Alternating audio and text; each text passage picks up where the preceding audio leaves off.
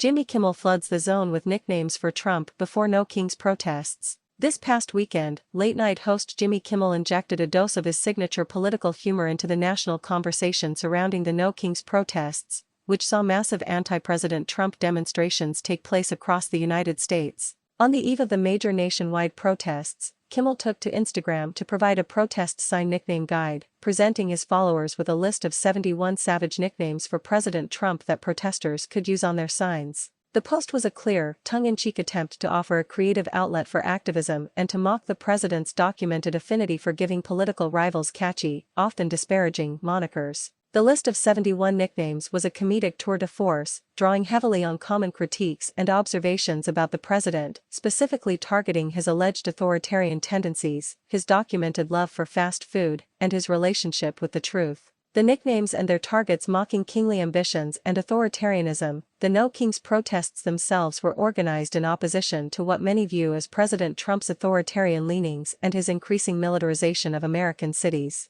Kimmel's list played right into this theme with monikers like Orange Julius Caesar, his Megasty, and the Commander-in-Thief. Targeting diet and physique, a noticeable portion of the nicknames focused on the president's well-known preference for fast food, turning his diet into punchlines. Examples include Burger Gene King, Mar-a-Lardo, Crunchwrap Supreme Leader, and Dictator Tot. Challenging veracity and intellect, other nicknames took a swipe at the president's truthfulness and intelligence, a long-running theme in late-night comedy. These included Lion King, Uncle Scam, and Stable McGenius. Other memorable monikers. Other notable additions to the extensive list included Greedy McGolfie and Quid Pro Comb-Over. Context of the No Kings protests. Kimmel's post served as an amusing prelude to the second round of No Kings protests this year, which saw hundreds of thousands of people gather in over 2,500 locations nationwide in all 50 states to voice their dissent. The rallies, organized by a broad coalition of civil rights advocates, environmental activists, and political figures, were a mass mobilization against the administration's policies on immigration, security, and democratic norms.